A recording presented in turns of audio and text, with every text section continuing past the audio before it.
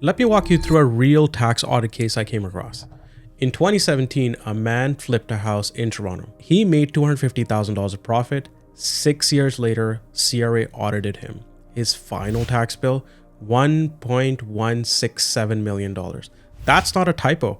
A $250,000 profit turned into a massive $1.16 million of tax bill.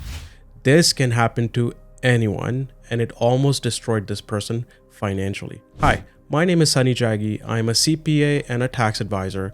I've spent 15 years handling complex CRA audits. This case has been anonymized, and some factors have been added for educational purposes only, but it's based on real scenarios that happen all the time.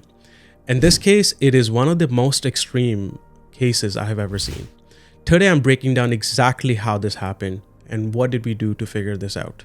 Let's call him John, and here's his story. In 2015, John bought a house in Toronto for $450,000, which was a complete rundown property requiring significant renovations.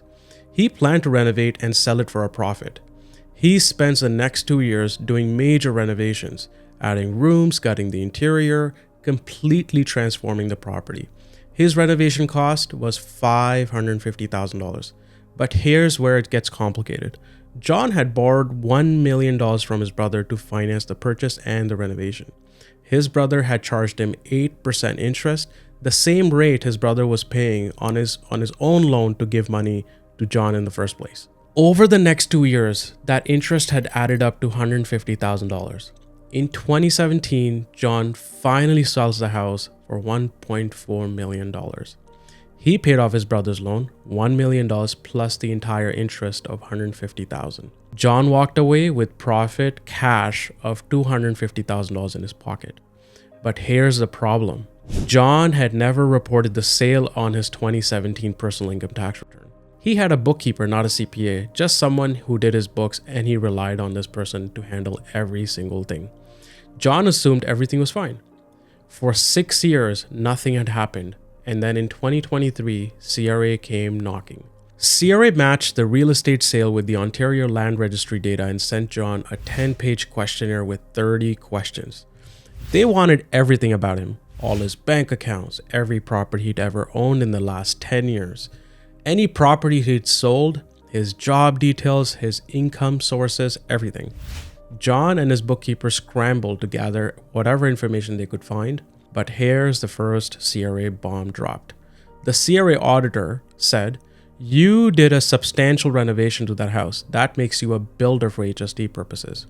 Now, in the Excise Tax Act, generally speaking, if you renovate 90% or more of your home's living space, that's measured by physical area, not the cost, you are considered to be a builder for HST purposes.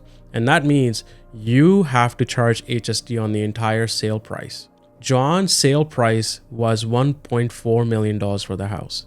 That HST was $161,000. Now, normally, you'd get a credit for the HST you paid on the renovations. That would reduce the HST significantly. But here's the problem. John didn't keep good records. 6 years had passed. Most of his invoices and receipts were gone, lost, destroyed. He couldn't care less at the time because he thought he was done. So the CRA auditor said, "You've got no receipts, you get no credit." So CRA demanded that he should be paying the full $161,000 of HST on the house. But it gets worse. Because John couldn't prove his renovation costs at all, the auditor had also denied $550,000 of renovation expense for income tax purposes. And because John didn't have formal written agreement with his brother for the loan, the auditor also denied the fact that the loan ever existed. So the $150,000 of interest expense, that also gets denied. Because John had flipped this property for a profit, CRA treated it as a business income. That makes it 100% taxable, not 50% like a capital gain. The CRA auditor recalculated John's profit like this. $1.4 million sale price minus $161,000 of HST minus the $450,000 of original cost. That results in a taxable profit of $790,000. John's actual economic profit was just $250,000. But CRA said for tax purposes, his taxable profit is $790,000. So here's what CRA auditor assessed him in 2024. $161,000 in HST, $426,000 in income tax, and that's total of $587,000 in total taxes on property, where John only kept $250,000 in cash. That's an effective tax rate of 235%. And we're not done yet. Remember, John should have reported these taxes back in 2018 when he filed his 2017 tax return. He didn't report the sale. So the auditor charged him interest for 7 years. Remember, CRA interest rates, they are brutal. They charge you 5 to 9% depending on the rates that they were at the point, compounded daily, not monthly, not annually, daily. So on $587,000 of tax bill over 7 years, that interest added up to nearly $300,000. And then the final blow. The CRA auditor hit John with 50% gross negligence penalty. Under the tax rules, if CRA believes you knowingly made a false statement or you were grossly negligent, they can charge you a penalty up to 50% for income tax purposes and 25% for HST purposes. In John's case, these penalties added up to nearly $294,000. So let's add it all up. $161,000 for HST, $426,000 of income tax, $300,000 of interest, $294,000 of penalties. That's a whopping total of $1.167 million. John had just made $250,000 of profit, but CRA wanted $1.167 million. That's an effective tax rate of 467%. That's a disaster. We only got involved after the audit was completed. CRA collections were already chasing John down. His case looked hopeless. He almost had no invoices. 7 years had passed. Most people would have given up. But when I first met John, I believed him. The home clearly cost money to build. John could estimate the construction cost quite accurately. He seemed credible to me. And he was still on good terms with his general contractor and most of his suppliers. So we filed an objection with CRA. You have 90 days from the notice of reassessment to file an objection generally. An objection is just like a second review. You appeal the CRA auditor's decision, and an independent appeals officer re-examines the entire case. They can agree with the auditor, agree with John, or make a completely new decision somewhere in between. So we filed objection within the 90-day deadline. And then we waited. It took CRA Appeals 8 months to resolve this issue. Here's what we did to build our case. First, the gross negligence penalties. We argued John had exercised due diligence. He had retained a bookkeeper accountant in good faith. He provided all his information. He believed this person was fully qualified. He had no intention of cheating the system.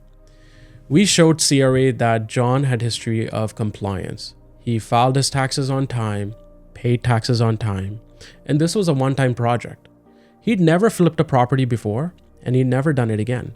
He was inexperienced. He relied on someone he thought was qualified.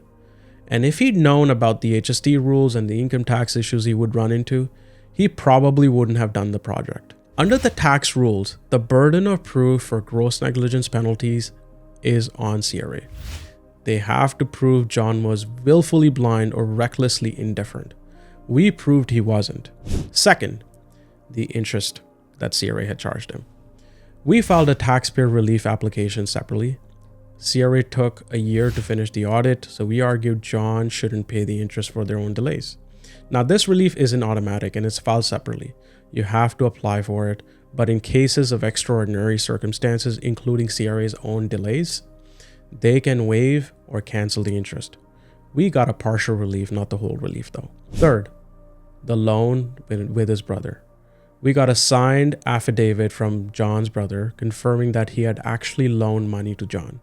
His brother had actually borrowed money himself from someone else to be able to lend it to John in the first place, and he was paying 8% interest. same that he charged to his brother, and it was a market rate at that time. We submitted bank records showing John had sent $1.15 million to his brother, $1 million for the principal of the loan, and $150,000 for the interest. And we gave proper research in tax court cases that said that a loan agreement does not have to be written. It can be in oral as long as supported by the facts. The overall narrative held. CRA accepted it.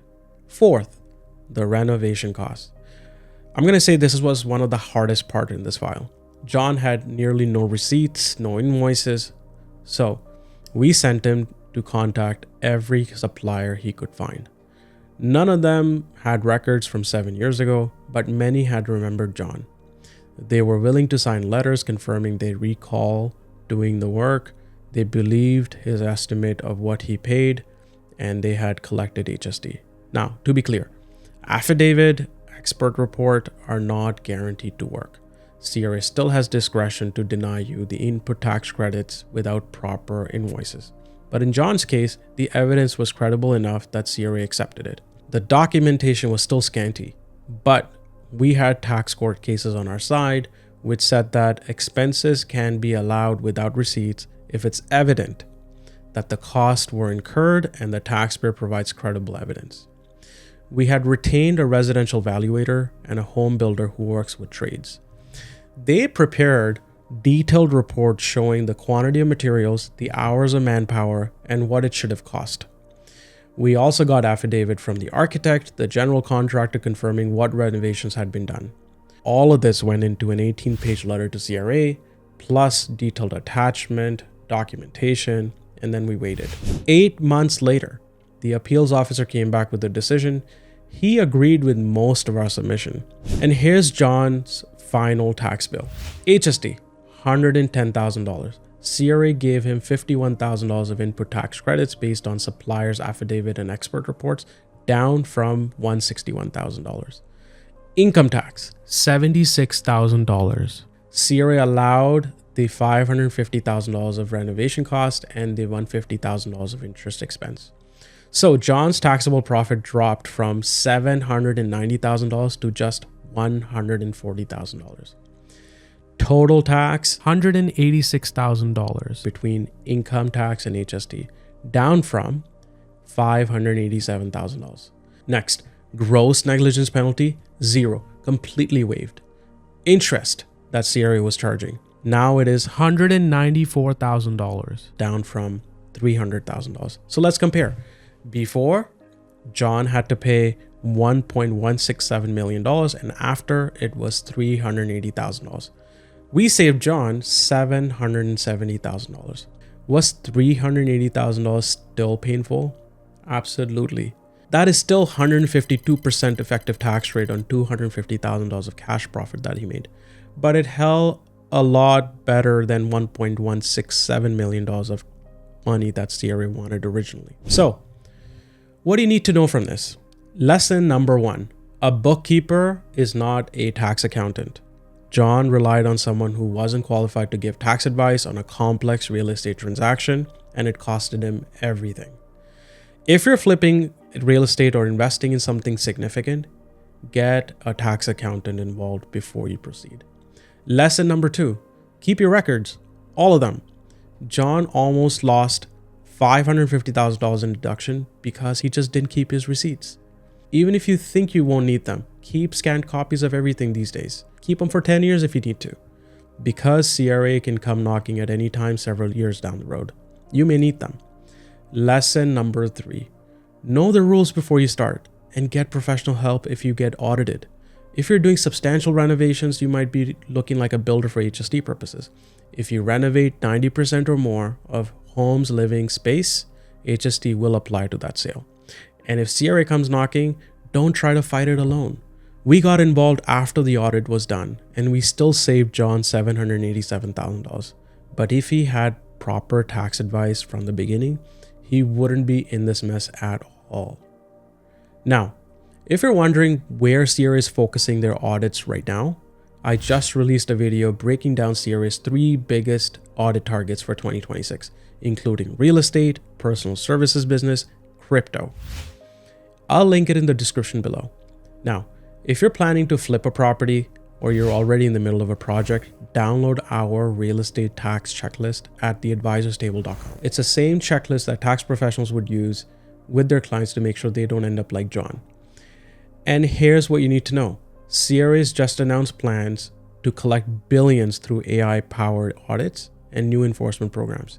In our next episode, we are doing a full breakdown of CRA's audit machine, what 53,000 employees are actually doing, what are they focusing on, and exactly how to protect yourself.